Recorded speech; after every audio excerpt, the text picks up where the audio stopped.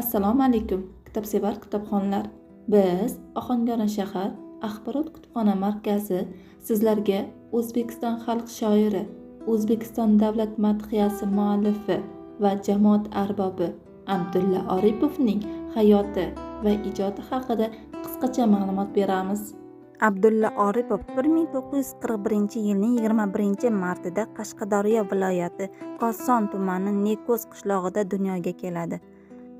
Maktabni oltin medal bilan bitirgach, Abdulla Oripov 1958-yil Toshkent davlat universiteti filologiya fakultetining jurnalistika bo'limiga o'qishga kiradi.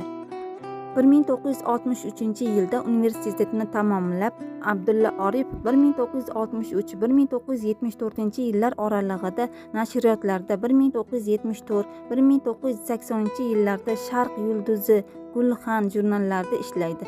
Undan keyin shoir O'zbekiston yozuvchilar uyushmasida turli lavozimlarda faoliyat ko'rsatadi. Abdulla Oripov qisqa vaqt davomida mualliflar huquqini himoya qilish qo'mitasiga rahbarlik qiladi. So'nggi bir necha yil davomida shoir O'zbekiston yozuvchilar uyushmasining rahbari lavozimida ishlaydi. Abdulla Oripovning birinchi to'plami 1965-yilda Mitti yulduz nomi bilan bosilib chiqqan edi. Abdulla Oripov 2016-yilning 5-noyabr kuni AQShda olamdan o'tadi.